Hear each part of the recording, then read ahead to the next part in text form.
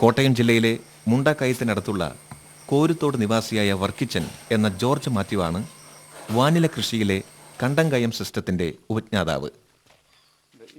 ശാസ്ത്ര ലോകവും സ്പൈസസ് ബോർഡും ഔദ്യോഗികമായി അംഗീകരിച്ച കണ്ടങ്കയം സിസ്റ്റം വാനില കൃഷിയിൽ ഏർപ്പെടുന്ന കർഷകർക്ക് വിളവിന്റെ കാര്യത്തിൽ ചെറിയ നേട്ടമല്ല നേടിക്കൊടുക്കുന്നത്.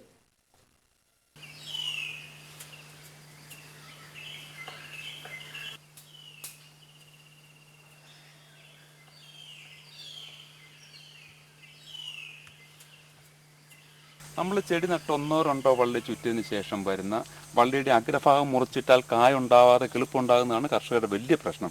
അതിൻ്റെ പരിഹാരമാണ് ഇഷ്ടമുള്ള ഭാഗത്ത് നിന്ന് പുതിയ കിളിപ്പുണ്ടാക്കി വളർച്ച മാറ്റി വിടുക നമ്മുടെ കണ്ടങ്കയം സിസ്റ്റം.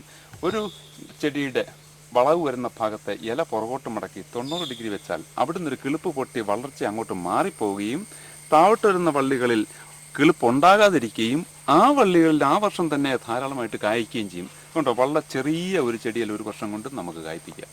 ഇതാണ് കണ്ടങ്കയം സിസ്റ്റത്തിൻ്റെ ഒരു പ്രത്യേകത.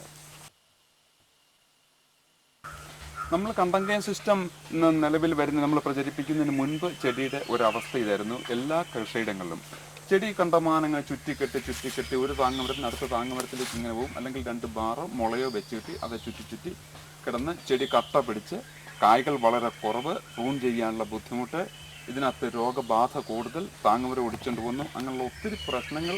അതിനൊരു പരിഹാരമാണ് നമ്മുടെ കണ്ടങ്കയം സിസ്റ്റം.